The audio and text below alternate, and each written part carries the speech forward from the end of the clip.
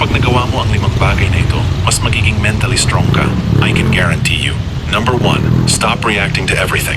Hindi lahat ng comment kailangan mong sagutin. Hindi lahat ng opinion kailangan mong patulan. Minsan, mas mahalaga ang peace of mind mo kaysa sa pagpapatunay na tama ka. Number 2, learn how to sit with discomfort. Hindi porket mahirap. Ibig sabihin mali na ang daan na tinatahak mo. Growth is uncomfortable. Discipline is uncomfortable. Healing is uncomfortable. Pero kadalasan, yung discomfort na iniiwasan mo, siya pa ang kailangan mo para mas lumakas. Number 3, stop taking everything personally. Hindi lahat ng rejection ay sukatan ng worth mo. Hindi lahat ng criticism ay hate agad. Minsan feedback lang yan. Minsan redirection lang. At minsan protection pa nga para mailayo ka sa mga bagay na hindi makakabuti sa'yo. Number 4, keep your promises to yourself. Sabi mo mag-iipon ka, pero ginastos mo ulit.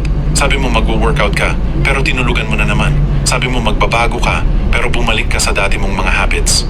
Mental strength starts when you stop betraying yourself. Number 5, choose your circle wisely. Kahit gaano ka pa ka-motivated, kung lagi kang napapalibutan ng negativity, katamaran, at puro reklamo, mahihila ka rin pababa.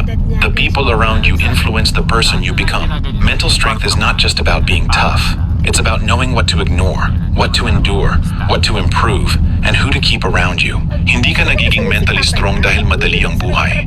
Nagiging mentally strong ka dahil pinipili mong magbigay ng mas magandang reaksyon at mas tamang desisyon kahit mahirap ang sitwasyon.